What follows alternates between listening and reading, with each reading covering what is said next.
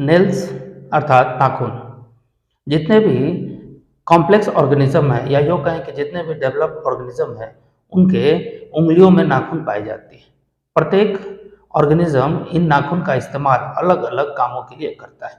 कुछ इनसे शिकार पकड़ते हैं, कुछ में यह तेज दौड़ने में काम आता है। मनुष्यों में यह नाखून मुख्य रूप से उनके त्वचा खास करके उंगलियों की रक्षा करने तथा सुंदरता को बढ़ाने के काम में आता है। अगर अध्यात्म की हम बात करें, नैसर्गिक ऊर्जा वायुमंडल से हमारे नाखूनों के माध्यम से ही हमारे शरीर में प्रवेश करती है। नाखूनों का अध्ययन प्राचीन समय से किया जाता रहा है। चिकित्सक खास करके आयुर्वेद से संबंधित जितने भी प्राचीन चिकित्सक हुआ करते थे, नाखून को देख करके ही वह बीमारियों के बारे में अपना मंतव्य रखते थे। आधुनिक काल में भी डॉक्टर्स के पास जाने से वो नाखून का परीक्षण करते हैं। नाखून विभिन्न प्रकार के रोगों, खून की कमियों तथा अन्य चीज़ों के बारे में बताता है। आज का यह वीडियो नाखून के ऊपर ही हमने बनाया है। आशा है कि आपको अच्छा लगेगा। नमस्कार, मैं ललित रंजन टेक्नोसिस इन्फोटेक के इस यूट्यूब चैनल पे आपका हार्दिक स्वागत करता हूं, अभिनंदन करता हूं। शुरू करते हैं आज का यह हमारा विषय नाखून, नेल्स। नाखून जो कि स्किन का पार्ट है, नाखून हमारे उंगलियों में पाई जाती है, इसे स्किन कहा जाता है। कुछ लोगों में यह भ्रांतियां है कि यह एक प्रकार का बोन है, जबकि नहीं, यह एक प्रकार का स्किन का ही भाग है जिसका निर्माण मुख्य रूप से एक प्रकार का प्रोटीन कैरेटीन नाखून के निर्माण में सहायक होता है। नाखून एक महीने में लगभग 3.5 मिलीमीटर के करीब में बढ़ता है। यह जानकर के आपको आश्चर्य होगा कि गर्मी के मौसम में नाखून के बढ़ने की रफ्तार जाड़े से अधिक होती है। गर्मियों में नाखून तेजी से बढ़ते हैं, खासकर तर्जनी यानी कि इंडेक्स फिंगर के नाखून सबसे तेजी से बढ़ते हैं। वृद्धि का दर सारी उंगलियों में इसी उंगली का न ज़्यादा होता है, जबकि जो हमारा अंगूठा है, थंब, इसके नाखून काफ़ी धीरे धीरे बढ़ते हैं। नाखून की कई तरह की विशेषताएं होती हैं। अगर हम नाखून की एनाटॉमिकल स्ट्रक्चर की हम बात करें तो नाखून का जो सबसे नीचे का पोर्शन होता है जिसको ल्यूनुला कहा जाता है, जबकि ऊपर का जो सफेद वाला भाग है जिसको हम प्लेट कहते हैं, इस नाखून को इस स्किन से चिपकाने वाला जो लुब्रिकेंट है उसको मैट्रिक्स कहा जाता है। वह मैट्रिक्स के सहारे उंगलियों से चिपका हुआ रहता है। नाखून के जो धसे हुए भाग है, जो दोनों सिराओं में मसल्स के भीतर धसे हुए रहते हैं, उसको नेल फोल्ड्स कहते हैं। उनको नेल फोल्ड्स कहा जाता है। आमतौर पर नाखूनों के कलर को देख करके जो हमारे डॉक्टर्स हैं, चिकित्सक हैं, वो बीमारियों के बारे में बताते हैं। आज का यह वीडियो हम उसके फैक्ट्स फिगर को तो देखेंगे ही, ज्योतिष शास्त्र और समुद्र शास्त्र में, एस्ट्रोलॉजी में भी इसके जो उपयोग हैं उनके बारे में भी यह वीडियो आपको बताएगा। अगर नाखून के आकार प्रकार को हम देखें तो नाखून मुख्य रूप से 4 प्रकार के हो सकते हैं। या तो वो गोल हो सकता है, स्क्वायर में हो सकता है, वर्गाकार, छोटे हो सकते हैं, लंबाई की अपेक्षा चौड़ाई उसकी ज्यादा हो, या फिर पतले नैरो संकरे हो सकते हैं। सभी नाखून अपने आप में कुछ न कुछ विशेषता रखते हैं।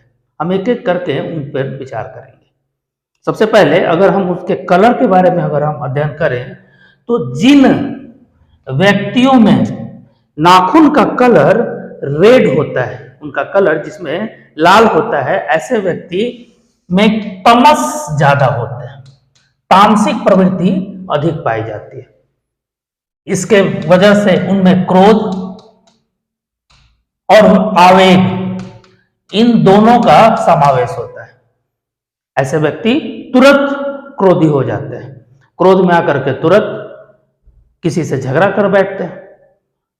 दूसरा प्रकार, अगर किसी के नाखून का कलर येलो हो, पीला हो, ऐसे व्यक्ति को डॉक्टर्स के पास ले जाने से वो सीधे कहते हैं कि इनको पीलिया है, जॉन्डिस है। क्यों? क्योंकि जो हमारा बाइल पिगमेंट है, बिलीवरी, इसकी मात्रा ब्लड में बढ़ जाने से पूरा जो हमारा स्किन का कलर है वो येलो हो जाता है, नाखून पे भी उसका प्रभाव पड़ता है। तो ऐसे लोगों को यह समझना चाहिए कि जॉन्डिस, पीलिया, हेपेटाइटिस या ब्लड के कमी से संबंधित रोग हो सकते हैं।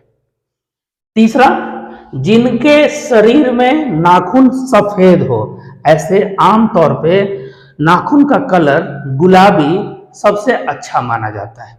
जिनके नाखून का कलर गुलाबी होता है, पिंक, ऐसे लोग मिलनसार प्रकृति के होते हैं, मिलजुल करके रहते हैं। ये दूसरे की बातों को भली भांति सुनते और समझते हैं। ये सामाजिक दृष्टिकोण से अच्छे होते हैं। लेकिन जिसके शरीर का नाखून का कलर व्हाइट हो, यानी कि सफेद हो, इसका मतलब है कि उनके शरीर में खून की कमी है। खून की कमी है मीन्स हेमोग्लोबिन की कमी है। हेमोग्लोबिन के कमी के कारण शरीर में ऑक्सीजन का जो लेवल है वो कम होगा।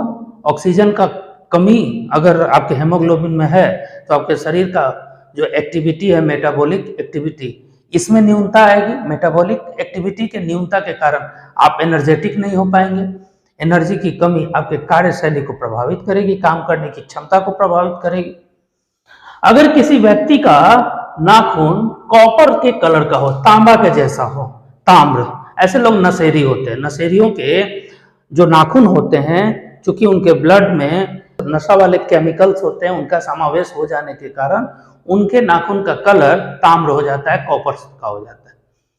जितने भी ड्रग्स एडिक्टेड है, जो ज्यादा अल्कोहल लेते हैं, जो ज्यादा नशा करते हैं, उनके नाखून का कलर कॉपर हो जाता है।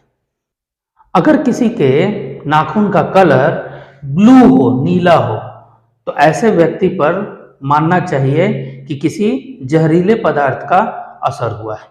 जहर अथवा पॉइजन के कारण व्यक्ति के शरीर का रंग तथा नाखून का रंग भी नीला पड़ जाता है। किसी विषैले जीव के काटने से भी कभी कभी शरीर नीला पड़ जाता है। तो अगर किसी के त्वचा का रंग या नाखून का रंग नीला हो तो ऐसा मानना चाहिए, उसे तुरंत डॉक्टर के पास ले जाएं। अच्छे चिकित्सा व्यवस्था करनी चाहिए। वह कहीं ना कहीं किसी न किसी विषैले चीजों से प्रभावित हुआ माना जाना चाहिए। ऐसे तो नाखून के आकार प्रकार के हिसाब से किसी भी व्यक्ति के चरित्र, उसके स्वभाव का अध्ययन किया जाता है। एक एक करके उसको हम लोग देखते हैं। सामने स्क्रीन पे जो चित्र आपके सामने है, उसमें कई तरह के नाखून आपके सामने दिखाए गए हैं, लेकिन मुख्य रूप से नाखूनों के 4 प्रकार होते हैं। पहला, छोटे नाखून हो। अब छोटे में भी कई तरह के छोटे नाखून हो सकते हैं। जैसे अगर छोटा नाखून हो, पीला हो जाए, छोटे में भी चौरस हो सकता है, साइज छोटा हो लेकिन थोड़ा सा चौड़ाई ज्यादा हो। जैसे ये है, छोटा है लेकिन चौड़ाई ज्यादा, इसकी लंबाई कम है, ठीक है। दूसरा, अगर वह पूरी तरह से स्क्वायर हो, जैसे कि यहाँ ये नाखून है, नाखून का जो स्क्वायरनेस है यहाँ पे आपको दिख रहा है, पूरी तरह से स्क्वायर हो। तीसरा, कि वो पूरी तरह से गोलाकार हो।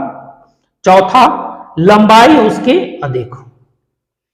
इन्हीं 4 प्रकारों पे हम लोग विशेष तौर पे फोकस करेंगे। अब 4 प्रकार में भी अलग अलग तरह के मिक्स नाखून हो सकते हैं। एक एक करके उनको हम लोग देखते हैं। सबसे पहला, जो छोटे नाखून होते हैं, जितने भी छोटे छोटे नाखून हैं, जिनके आगे का भाग काफी छोटा होता है। कई लोगों में आप देखेंगे उनमें नाखून का सफेदी जो प्लेट है वो दिखाई ही नहीं देता है। जिनके नाखून छोटे होते हैं, ऐसे व्यक्ति असभ्य माने जाते हैं, उनमें असभ्यता होती है। समाज में बैठेंगे तो उनके बात करने का तरीका, उनका हाव भाव, स्वभाव किसी न किसी रूप से असभ्यता को प्रदर्शित कर ही देगा। उनका स्वभाव, उनकी मानसिकता दुष्ट होती है, दुष्ट प्रवृत्ति के, काम को खराब करने वाले, ईर्ष्या करते हैं। दूसरे को देखेंगे कि अगर सही काम हो रहा है तो कुछ ना कुछ ऐसा कर देंगे कि वो काम खराब हो जाए।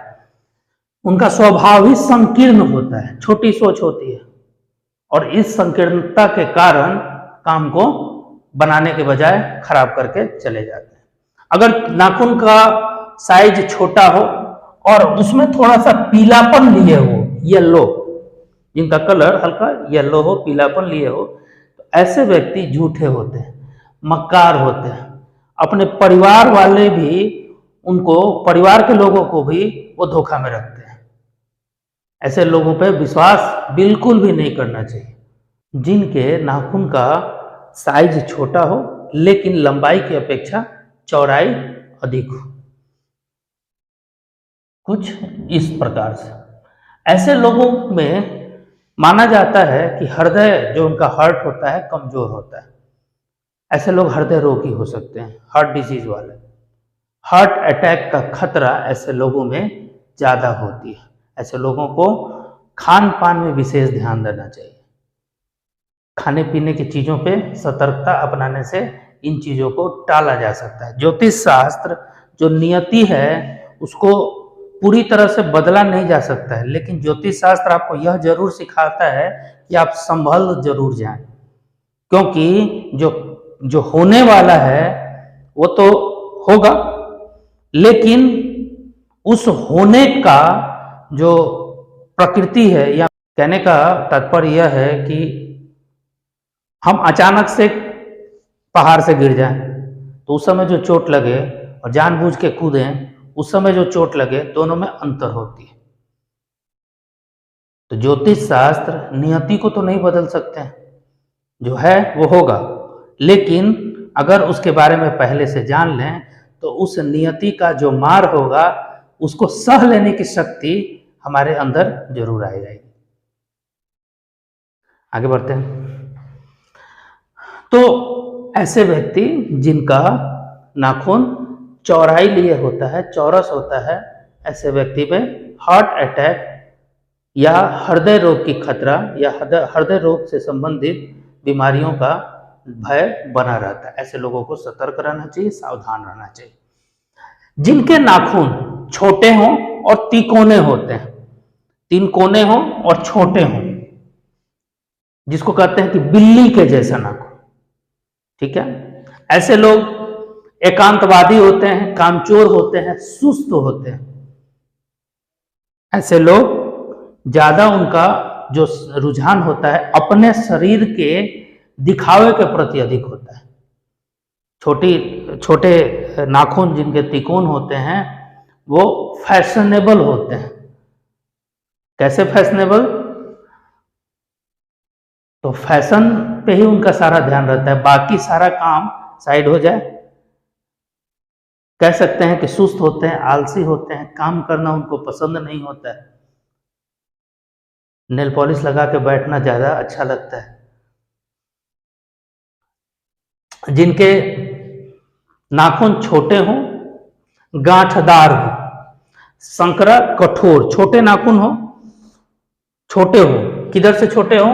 तो ऊपर से चौड़ाई अधिक हो जाए, लंबाई कम हो, इस टाइप के ऐसे नाखून जिनकी लंबाई ऊपर से कम हो जाए और चौड़ाई ज्यादा हो जाए। कहने का मतलब कि संकरा हो। ऐसा नाखून कठोर होता है। ऐसे लोग झगड़ालू किस्म का होते हैं, लड़ाकू होते हैं। अगर महिलाओं में ऐसी स्थिति देखने को मिले तो अपने पति को हमेशा अपने मनमानी ढंग से वो हैंडल करते हैं। ऐसे लोग समाज में अपने पति का अपमान करने से भी नहीं चूकते, क्योंकि उनके अंदर एक भावना होती है कि हम सबसे बड़े हैं, हम सबसे श्रेष्ठ हैं। उनके भीतर श्रेष्ठ बोधता का भाव होता है। ऐसे लोग किसी दूसरे को सम्मान नहीं दे पाते। अगर उन्हें समझाने का प्रयास करें तो तुरंत उग्र हो जाते हैं, झगड़ा कर लेते हैं। ऐसे लोग मनमाना ढंग से व्यवहार करते हैं। इनके घर में कलह, क्लेश, अशांति का वातावरण हमेशा बना रहता है। नेक्स्ट, अगर किसी व्यक्ति का, ये तो छोटे नाखून की बात हो गई, अब हम बात करते हैं कि किसी का नॉर्मल नाखून हो, छोटा ना हो, इस प्रकार का हो और चौड़ाई अधिक हो, मतलब ये वर्गाकार जैसा हो, ये वर्ग का निर्माण कर रहा हो।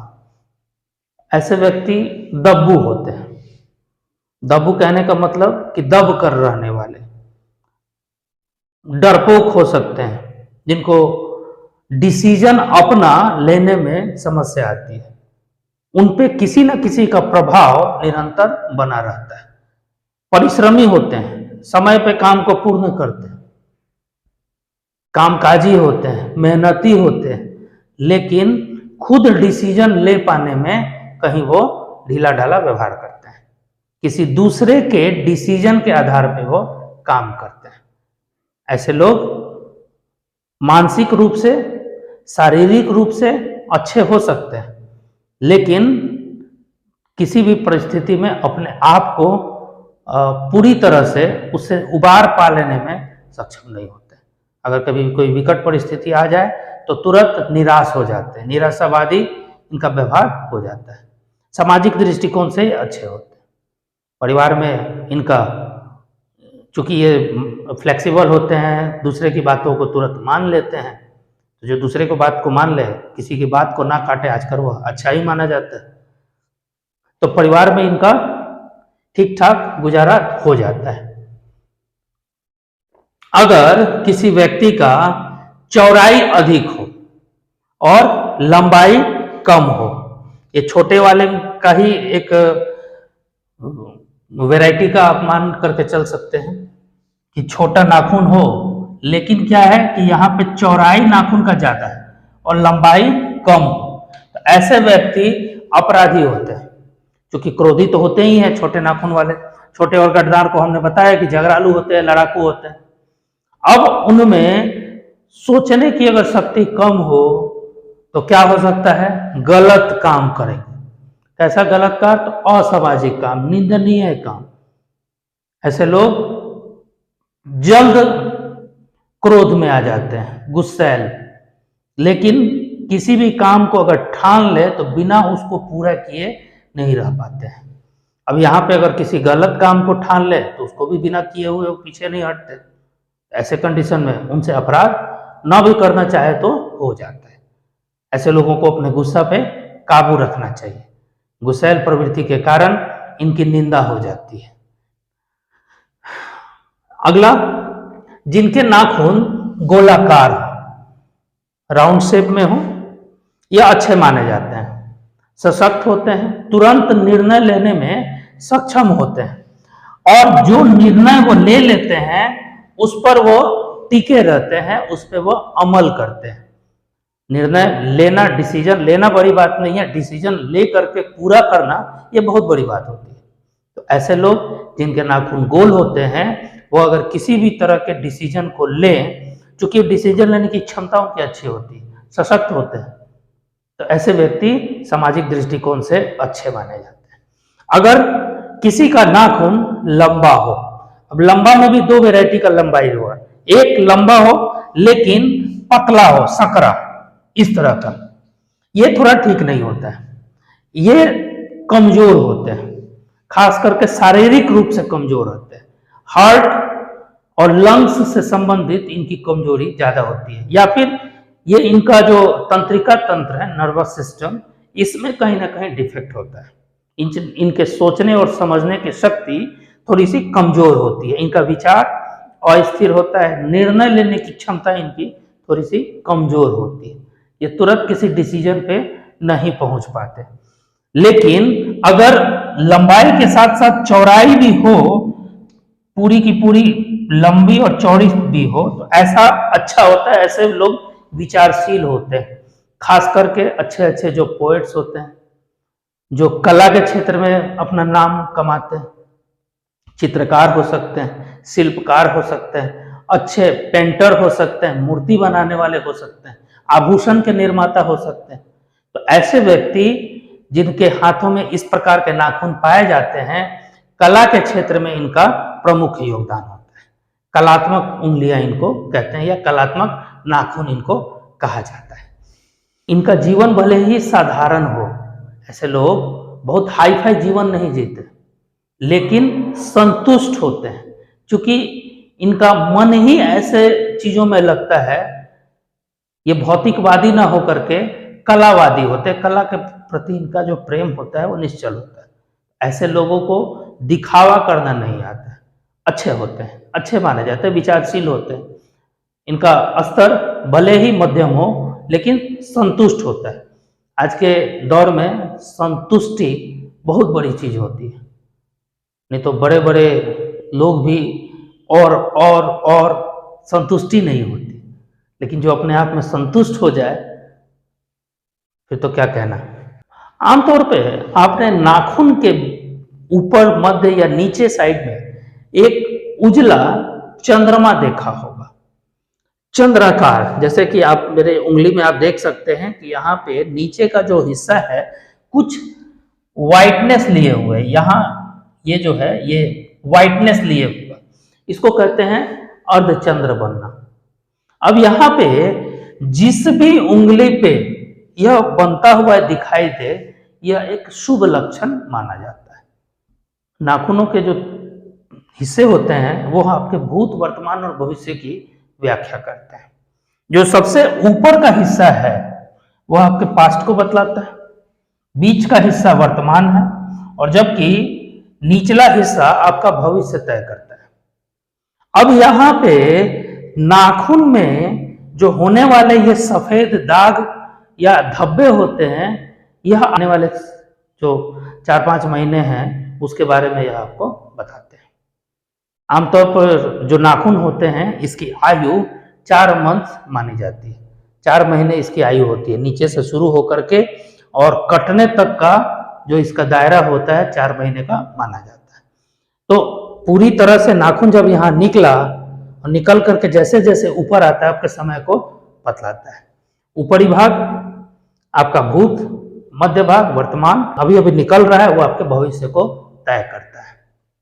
ऐसी परिस्थिति में अलग अलग उंगलियों पे ये जो चंद्र के चिन्ह हैं वो अलग अलग चीजों को बताते हैं। अगर यह अंगूठा पे चंद्रमा दिखे तो काफी शुभ माना जाता है, यह शुभ संकेत है। ऐसे व्यक्ति को अभाव नहीं देखना पड़ता है, ऐसे व्यक्ति के जीवन में पूर्णता होती है, उसे सब कुछ जो उनकी इच्छा होती है वह प्राप्त होता है। अगर किसी के तर्जनी उंगली पे नीचे अर्धचंद्राकार चिन्ह बन रहा हो तो ऐसे व्यक्ति धार्मिक दृष्टिकोण से उन्नति करेंगे, ऐसा समझना चाहिए। अगर यह मध्य में है तो इनका वर्तमान धर्म कर्म में लग रहा होगा, ऐसा मानना चाहिए। अगर इसके ऊपरी भाग में अगर सफेद चिन्ह दिखाई दे तो उन्होंने अभी कुछ ही दिन पहले कुछ धार्मिक काम किए थे और वह पूरा हो गया सफलतापूर्वक, ऐसा मानना चाहिए। अगर ये नाखून पे जो होने वाले चिन्ह है वो 2 तरह के हो सकते हैं, या तो गिरा हुआ हो सकता है या सब सीधा सीधा हो सकता है। जो सीधा चिन्ह है, गिरे हुए चिन्ह से थोड़ा, ऐसा तो वो चिन्ह ठीक नहीं माना जाता है, अवरोध है, लेकिन गिरा हुआ चिन्ह अशुभ होता है। सीधा चिन्ह आमतौर पे इसकी अपेक्षा कुछ ठीक ठाक माना जा सकता है। अगर यही सफेदी मध्यमा उंगली के जड़ में दिखाई दे तो ऐसा मानना चाहिए कि आने वाले कुछ महीनों में आपका भाग्य आपका साथ देने वाला है। भाग्य के हिसाब से यह उन्नति कारक है। लेकिन अगर यह मध्य में हो तो ऐसा मानिए कि अभी आपका सही दौर चल रहा है। अगर ऊपर चला गया है तो यह अभी अभी आपका जो सही दौर है वह समाप्त होने वाला है। अगर यह चंद्रमा बहुत ज्यादा हो, इसका भी एक दायरा है, 20% से ज्यादा नहीं होना चाहिए, पूरे नाखून का ज्यादा से ज्यादा 20%, लेकिन अगर उससे ज्यादा है तो यह निगेटिव लगेगा, ये उसमें नकारात्मक तत्व भरेगा। अगर यही अनामिका उंगली पे दिखाई दे, अनामिका किस चीज की उंगली है? सूर्य की उंगली है, यश देता है। आपके सामाजिक दायरा आपका बढ़ेगा, समाज में आप उन्नतिशील होंगे, समाज में लोगों के बीच में आपकी ख्याति बढ़ेगी, यश बढ़ेगा, ऐसा मानना चाहिए। जो कनिष्ठा उंगली है वो क्या देते हैं? बुध की उंगली है, क्या देता है? व्यापार से संबंधित है। तो ऐसा मानना चाहिए कि जिनके जड़ में सफेद चंद्रमा बन रहा है वह व्यापारिक उन्नति देगा, आने वाले समय में व्यापार में उनको लाभ देगा। अगर मध्य में है तो उनका वर्तमान समय में व्यापार से लाभ हो रहा है। अगर ऊपर की तरफ बढ़ रहा है इसका मतलब व्यापार का दौर धीरे धीरे आगे की तरफ बढ़ता जा रहा है। तो यह जो चीजें थी नाखून के बारे में, आज का यह वीडियो हमने बनाया था। उम्मीद है कि आपको अच्छा लगा होगा। हमारा यह प्रयास है कि अध्यात्म के साथ विज्ञान को जोड़ें। आज के दौर में न तो सिर्फ वैज्ञानिक होना मेरे हिसाब से प्रासंगिक है और न सिर्फ आध्यात्मिक हो जाना ही पूरी तरह से सही होगा, क्योंकि ज़्यादा आध्यात्मिक लोग कहते हैं कि अंधविश्वास ही हो गया, और अध्यात्म हमारा अंधविश्वास सिखाता नहीं है। अध्यात्म हमारा पूरी तरह से वैज्ञानिक है, समझने की ज़रूरत है उसको। जो हमारे पूर्वज करते आ रहे थे वो किसी भी दौर से, किसी भी तरह से अंधविश्वास उसको नहीं कहा जा सकता। सबका अपना वैज्ञानिक दृष्टिकोण था। अध्यात्म के बारे में समझने के लिए अभी साइंस को अभी और बहुत समय लगेगा। अगर हमारा यह वीडियो आपको अच्छा लगता हो ज़रूर बताएं। अगर किसी भी तरह का, अगर भाषा में, शैली में, या फिर कुछ फैक्ट्स में आपको डिफेक्ट्स लगता हो, या फिर ऐसा लगता हो कि हमने कुछ गलत कह दिया हो, तो ज़रूर उसको कमेंट्स करें, क्योंकि कोई भी व्यक्ति पूर्ण नहीं होता। जो पूर्ण होता है वो परमात्मा होते हैं, हम परमात्मा नहीं हैं, हम भी अपूर्ण हैं, तो हो सकता है हमसे भी गलती हो। तो प्लीज़ कमेंट्स करके बताएं, उसको ज़रूर, जिससे ज़रूर हम लोग दूर करने का प्रयास करेंगे। आशा है आपको यह वीडियो अच्छा लगा होगा। अगर अच्छा लगा होगा तो प्लीज़ आगे बढ़ाएं, दूसरे को भी इसका फ़ायदा दें। धन्यवाद। आपका दिन शुभ हो। नमस्कार।